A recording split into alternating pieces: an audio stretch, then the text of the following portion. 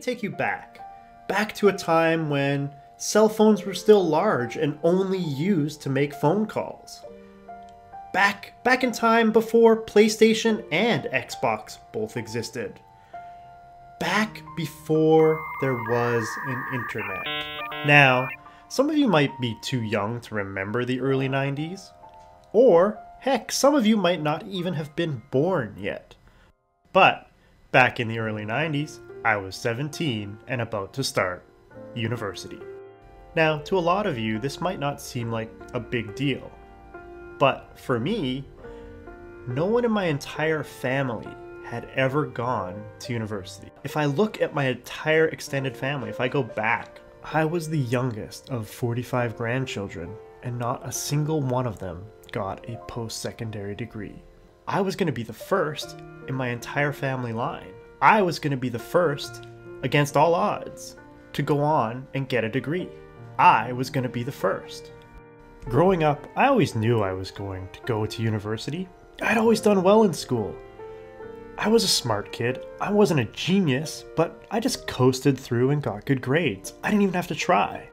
Where I grew up, elementary school is grades 1 through 6, junior high was 7 through 9, and high school was 10 through 12. Every time you would transition from elementary to junior high or junior high to high school, everyone would tell you that it's so much harder once you get into junior high or high school, and you're going to have to work harder and you're going to have more homework. But I never found that that was the case. I didn't have to work any harder, I didn't have any more homework, and I still got all the good grades that I needed. I just coasted my way through school. So when I was going off to university, everyone tells you, when you go to university, it's going to be a lot harder. You're going to have to work a lot harder. But why was this time going to be any different? It's not going to be any harder. Besides, I know everything, right? So I packed my schedule full of science classes. My schedule was packed with lectures and tutorials and labs. And the first couple weeks went fine. I went to all of my lectures and labs. I went to all my tutorials. I think I even did some of my homework. But then I just started skipping classes, not doing some assignments, because, whatever, I'm gonna do fine. I've done fine my entire life. What do I have to worry about? Now, I'd like to say that I skipped all these classes and stopped doing all these assignments because I was, off partying and getting drunk or banging lots of hot chicks, but that's not the reason. I mean, I just didn't do it because I thought I knew everything. I thought I'd be able to just coast through this like I've coasted through everything else. So when the end of the semester finally came and I saw my grades, there were a lot of C's and D's, and I got an F. I had failed math. When I saw that grade, it was like the wind was knocked out of me. I couldn't believe it. I had failed. I had never failed at anything in my life before. How could I have failed? And because I failed, I actually had to drop some of my courses in the next semester. I had set myself back a year basically because I didn't try, because I didn't put any effort in. I had this opportunity and I blew it. I had failed. At the end of the year, I received the dean's letter, which is not a good thing. This letter basically states, shape up or ship out. My GPA was below 2. If I didn't improve above that, I would be kicked out of university. I wouldn't get my degree. I wouldn't be the first in my family to get a degree. All because I just didn't try. I just didn't listen. I just didn't know everything. I wish I could go back and show my 17-year-old self this video and try to explain to him. But let's face it, I wouldn't listen. Sometimes you have to fail. You have to fail in life to learn, to improve, to get better. And this was one of those times.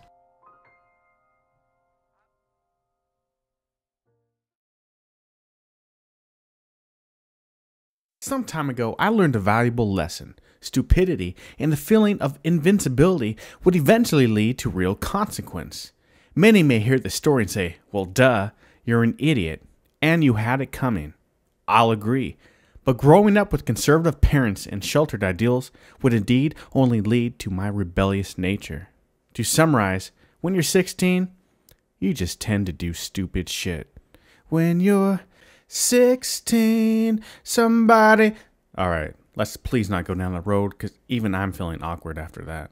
Anyway, the best friends I had at the time were met through semi-forced church attendance via my mother. She wanted to make sure I went to church. I was kind of curious about God or a God, but to be honest, the friendships I gained were the reason I stayed and kept going.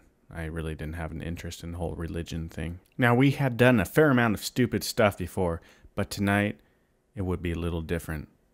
It was a cold winter night, late December. We were hanging out at my friend's girlfriend's house, just trying to figure out what to do for the night. The youngest of our destructive trio said, well, do you guys want to light a fire? An enticing invitation resonated between us.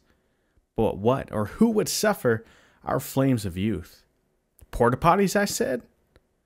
For those of you not familiar with the porta potty term, they're a portable bathroom that you see on construction sites or at large outdoor concert events. You know, you go number 1 or number 2, and they usually smell really weird. Anyway, my hipfire suggestion of porta potties was accepted by the rest of our church-going group. Naturally, I would be the driver, as I had the fastest car, an old '89 T-Bird with a 302 V8 engine. We gathered the tools necessary for the night, a healthy dose of stupidity, and a jerry can full of gasoline. So we set out on our journey, 3 amigos displaying both a literal and figurative middle finger to the world, but mostly towards porta potties. We approached our first victim, a new construction site fresh in its birth, still founded firmly in a dirt landscape. The porta potty took its last drink of life, gasoline. A match would seal its fate, and flames rose up and destructed the plastic comfort of this lonely bathroom. My friends dashed towards the solace of my ride, anxiously as they fled the murder scene of Mrs. Porta Potty. We drove away, laughed hysterically, in attempts to overshadow the extreme amounts of adrenaline flowing through our pyro-loving veins. Of course, one porta potty could never be enough. We scoured the area and did a few more. The last stop, though, is where our fate would be sealed. We lit our last porta potty on fire. It felt great. We rushed out of there and tried to go home, forget our mistakes. We turned left on the main road, just trying to get home. Flashing lights passed us by, there goes Popo behind us, baby. Please don't turn around, Mr. Popo man, I just wanna go home.